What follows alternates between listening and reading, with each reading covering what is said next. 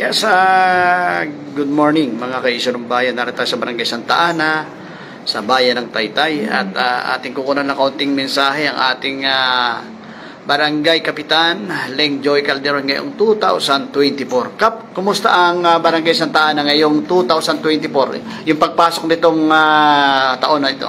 Okay, Kuya Jerry, unang-una sa lahat, good morning po sa lahat ng mga nakatutok sa issue ng bayan. Siyempre, sa pangunguna ng ating Don Romantico, Kuya Jerry Apollo. Ayan, natutuwa po tayo. Ayan, unang araw po ng ating duty dito sa Barangay Santa Ana ngayong address ay improvement o kung ano po yung mga concerns o suliranin na kinakaharap nila kahit papaano makapagbigay ng konting gabay ang Barangay Santa Ana, lalo na yung kaninang nakatabi mo, yung matubig po sa lupang arenda na pansamantala, tinutugunan po ng ating pamahalang barangay sa tulong din po ng ating pamahalang bayan sa pangunguna po ni Mayor Alan De Leon, yung pagsusupply po ng tubig para matugunan lang po yung pagkukulang. Pero narito tayo para tugunan talaga yung permanenteng magiging solusyon na pwede natin gawin.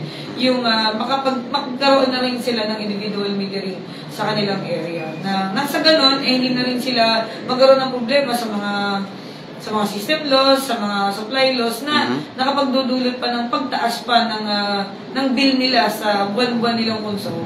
Ibig sabihin, Kapaling, ang magsasabi mga kasangkapan na naroon sa atin. Pero hindi naman po pwedeng maantala na sa oras ng pangangailangan, sa oras ng mga hindi inaasang pangyayari, makatutugon sila sa mga sunog kung ano pang mga rescue operation. Ngayon, napakaraming mga nakapila sa iyong tanggapan at alam naman natin na hihingi ng tulong at mabibigyan siyempre ng ating pansin ng ating pamahalaang barangay. So, ang ating pamahalaang barangay po ay lumalapit para po sa ating mga kabarangay na mga nag-a-apply ng mga renewal ng mga businesses dahil pagpasok po ng bagong taon, ka-akindit po niyan pagpasok rin po ng bagong application o renewal ng inyong mga hanap buhay. Kaya, makipagtulungan po sa ating pamahalaang barangay, naririto naman po at inayos po natin, sabi ko nga, pagkaupo natin, inayos po natin yung ating mga pangunahing mga nilalapitan dito sa ating pamahalang barangay.